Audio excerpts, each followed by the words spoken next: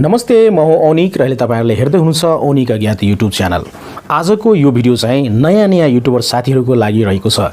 यदि तपाईले भर्खरै युट्युब च्यानल क्रिएट गर्नुभएको छ भने, तपाईले भर्खर युट्युब च्यानलमा लाग्नु भएको छ भने पक्कै पनि तपाईहरुले यो टिप्सको बारेमा चाहिँ जान्नु पर्ने हुन्छ। किन भन्दाखेरि सुरुमा चाहिँ च्यानल क्रिएट गर्दाखेरि कुनै पनि प्रकारको भ्युज हुँदैन, न सब्स्क्राइबर हुन्छ। त्यसैकारणले गर्दाखेरि हामीले आफ्नो च्यानलमा चाहिँ इनिशियल बुस्ट, जुन प्रारम्भिक एउटा जुन इफेक्ट हुन्छ, बुस्ट हुन्छ, त्यो बुस्ट कसरी पाउनुहुन्छ त, प्रारम्भिक बुस्ट, इनिशियल बुस्ट, त्यसको बारेमा चाहिँ जान्नुपर्ने एकदम नै आवश्यक हुन्छ। त्यसपछि यदि तपाईको च्यानल राम्रो हुँदै गयो भने पक्कै पनि राम्रो हुँदै जान्छ। तर सुरुमा चाहिँ तपाईले केही ट्रिक्सहरु, केही टिप्सहरु जान्नुपर्ने एकदम नै महत्त्वपूर्ण हुन्छ। जस्तै कि तपाईले आफ्नो च्यानलमा चाहिँ भिडियो अपलोड गर्दाखेरि तपाईले त भिडियोको टाइटल लेख्नु पर्ने नै हुन्छ, डेस्क्रिप्सन लेख्नु पर्ने नै हुन्छ, ट्याग लेख्नु पर्ने नै हुन्छ। त्यसको बाहेक चाहिँ यहाँहरुलाई म केही टिप्सको बारेमा भन्न गइरहेको छु। पक्कै पनि यदि तपाई नयाँ युट्युबर हुनुहुन्छ भने, भर्खरै तपाईले युट्युब च्यानललाई क्रिएट गर्नु भएको छ भने पक्कै पनि यो भिडियोलाई अन्तसम्म हेर्नु होला र यो टिप्सहरुको बारेमा जानकारी लिनु होला। त्यो भन्दा पहिले साथीहरु यो भिडियोलाई लाइक गरिदिनु होला र सोशल मिडियाहरुमा फेसबुक, इमो, इन्स्टाग्राममा पक्कै पनि शेयर गरिदिनु होला। अहिलेसम्म पनि तपाईले यो च्यानललाई सब्स्क्राइब गर्नु भएको छैन भने पक्कै पनि रातो बटनमा सब्स्क्राइब लेखेको छ, त्यसमा चाहिँ प्रेस गरेर तपाईले यो च्यानललाई सब्स्क्राइब गर्न सक्नुहुन्छ। एकदम फ्रीली सब्स्क्राइब गर्न सक्नुहुन्छ र त्यसै नोटिफिकेसन बेललाई पनि प्रेस गरिदिनु होला। अब आजको विषयवस्तुतिर लागौं। फेरि पनि पहिलो टिप्स रहेको छ साथीहरु। जस्तै पहिलो टिप्स के रहेको छ भने, यदि तपाईसँग वेबसाइट छ भने, हुन त स्टार्टिङमा वेबसाइट नहुन सक्छ, तपाईसँग वेबसाइट छ भने वेबसाइटमा गर्नु होला। वेबसाइट छैन भने तपाईले एउटा गुगलको ब्लगर बनाउनु होला पक्कै पनि, र गुगलको ब्लगर बनाइसकेपछि तपाईले डिजाइन गर्नु होला हल्का चाहिँ, र त्यसपछि तपाईले आफ्नो युट्युबको जुन भिडियो हुन्छ त्यो युट्युबको भिडियोलाई तपाईले इम्बेड गर्नु होला आफ्नो ब्लगरमा।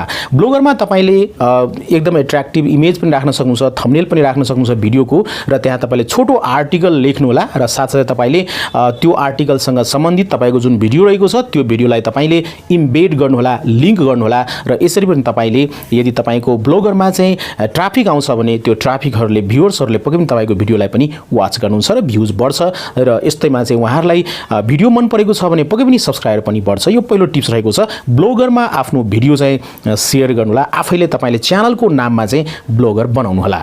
त्यस्तै गरिकन दोस्रो टिप्स रहेको छ। जस्तै तपाईको भिडियोको ल्याङ्ग्वेज चाहिँ नेपाली हुन सक्छ, किनभने हामी नेपाली हौं र हामीले जति पनि भिडियो बनाउँदाखेरि नेपाली भाषामा बनाउँछौं।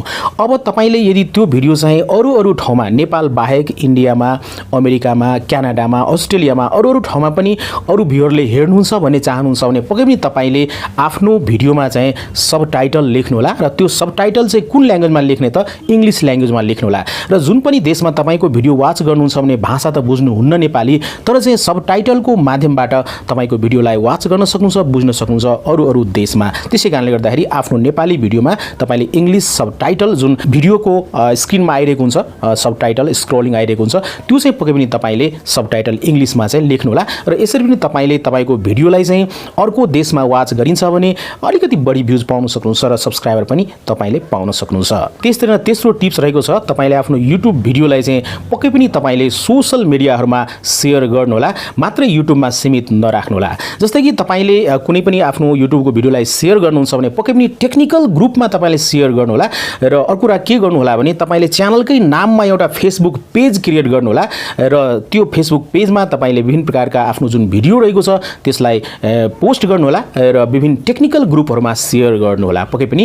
र तपाईले आफ्नो साथीहरुलाई पनि रिक्वेस्ट गर्न सक्नुहुन्छ, तपाईको युट्युब भिडियोलाई शेयर गरिदिनुस् विभिन्न प्रकारको टेक्निकल ग्रुपमा र विभिन्न ठाउँमा, विभिन्न सोशल मिडियाहरुमा तपाईले रिक्वेस्ट गर्न सक्नुहुन्छ।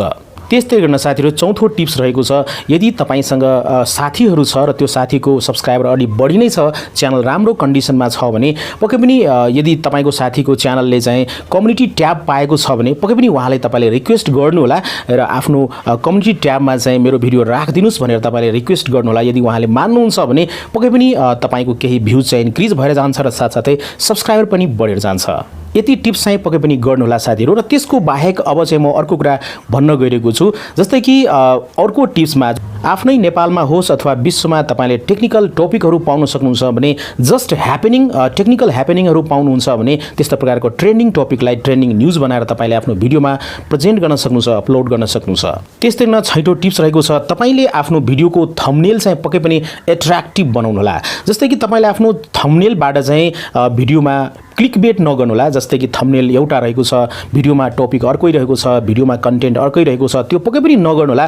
तपाईले आफ्नो भिडियोमा जे कन्टेन्ट राख्नु भएको छ त्यही अनुसारले तपाईले पक्कै पनि थम्बनेल बनाउनु होला। त्यो थम्बनेल चाहिँ एकदमै एट्र्याक्टिभ बनाउनु होला, इम्प्रेसिभ बनाउनु होला, ताकि अरूले हेर्ने बित्तिकै त्यो थम्बनेलमा क्लिक गरौँ जस्तो लागोस्। त्यसमा 7औं टिप्स रहेको छ, तपाईले आफ्नो भिडियोको ब्याकग्राउन्ड चाहिँ एकदमै राम्रो राख्नु होला। जस्तै तपाईले ठिक छ फेस क्याम गर्दै हुनुहुन्छ भने तपाईले भिडियोको ब्याकग्राउन्ड हुन्छ त्यो एकदमै तपाईले कलरफुल राख्न सक्नुहुन्छ अथवा सादा राख्न सक्नुहुन्छ, तर सफा होस् हैन, कुनै राम्रो दृश्य होस् त्यो अनुसारले तपाईले राख्नु होला। हुन त अहिले मैले बनाइरहेको भिडियोको ब्याकग्राउन्ड खासै त्यति एट्र्याक्टिभ र राम्रो छैन, तर तपाईले एकदमै एट्र्याक्टिभ र अरूलाई हेरौँ जस्तो लाग्ने प्रकारको तपाईले ब्याकग्राउन्ड चाहिँ राख्नु होला पक्कै पनि।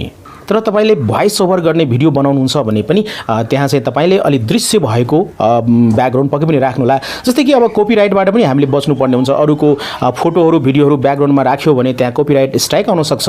त्यसकारणले गर्दाखेरि हामी कुनै ठाउँमा घुम्न जान्छौँ भने त्यहाँ चाहिँ राम्रो दृश्य देख्नुहुन्छ भने आफ्नै मोबाइलबाट तपाईले क्लिक गर्न सक्नुहुन्छ, भिडियो सुट गर्न सक्नुहुन्छ र त्यही कुरा तपाईले आफ्नो भिडियोको ब्याकग्राउन्डमा राख्न सक्नुहुन्छ। त्यस्तै साथीहरू 8औं टिप्स अथवा अन्तिम टिप्स रहेको छ प्रेजेन्टेसन। जस्तै कि तपाईले कुनै भिडियो बनाउनुहुन्छ भने तपाईको प्रेजेन्टेसन कस्तो छ त, तपाईको कम्युनिकेसन स्किल कस्तो छ त, तपाईले कुन स्टाइलले बोल्नुहुन्छ, तपाईको भोइस कस्तो छ त, राम्रो छ कि छैन, इन्ट्रेस्टिङ छ कि छैन, सुन्नको लागि कर्णप्रिय छ कि छैन, तपाईले बोल्नु भएको शब्दहरू पनि एकदमै मिलेको छ कि छैन, यी कुराहरू पनि हामीले ध्यान दिनुपर्ने हुन्छ। त्यसकारणले गर्दाखेरि तपाईले फेस क्याम गर्दै हुनुहुन्छ भने तपाईले आफ्नो भिडियोको प्रेजेन्टेसन जुन प्रेजेन्ट गर्नुहुन्छ तपाईले विषयवस्तुलाई, कन्टेन्टलाई, त्यो चाहिँ एकदमै इम्प्रेसिभ हुनुपर्छ, एकदमै कर्णप्रिय हुनुपर्छ। तपाईको भोइस चाहिँ र तपाईको जुन एउटा हावभाव हुन्छ, तपाईको बोलाइ हुन्छ त्यो चाहिँ एकदमै मिठो हुनुपर्छ र ब्युटिफुल सुन्दर हुनुपर्छ।